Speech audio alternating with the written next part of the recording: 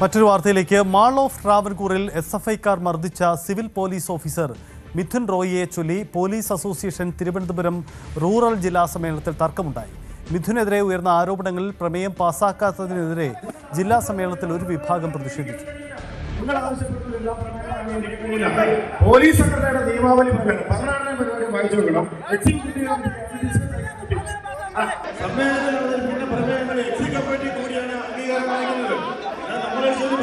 കാര്യമില്ല.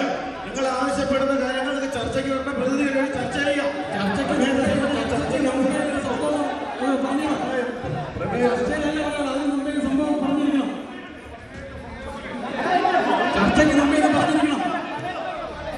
ഈ പ്രമേയത്തെ പറഞ്ഞിട്ടില്ല.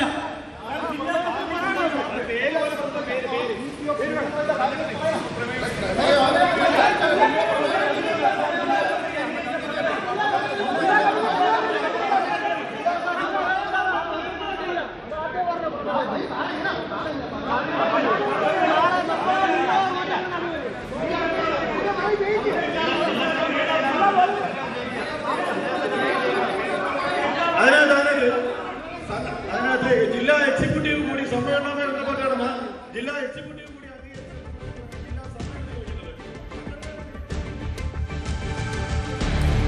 ഡാൻ കുര്യൻ ചേരുന്നുണ്ട്. ഡാൻ, എന്താണ് അവിടെ ഉണ്ടായ സംഭവങ്ങൾ? എന്നാണ് ഈ സമ്മേളനം നടന്നത്? ഇന്ന് നടന്ന സമ്മേളനമാണോ?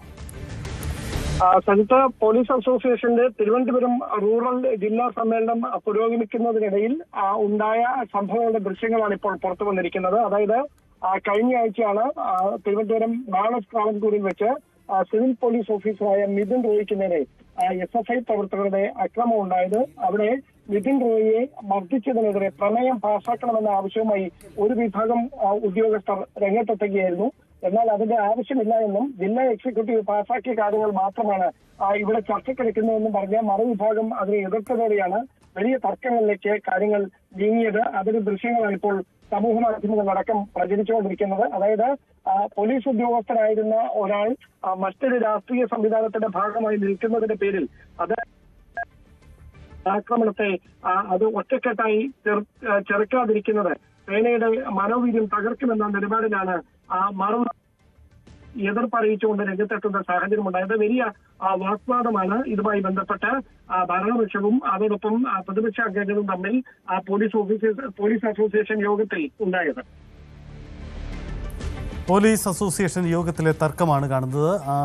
സിവിൽ പോലീസ് ഓഫീസർ മർദ്ദിച്ച ഓഫീസർക്കെതിരെ പ്രമേയം പാസാക്കണം എന്ന ആരോപണം എന്ന ആവശ്യമാണ് സമ്മേളനത്തിൽ ഉയർന്നത്. അതേ തുടർന്നുണ്ടായ തർക്കവും ബഹളവുമാണ് നമ്മൾ കണ്ടത്.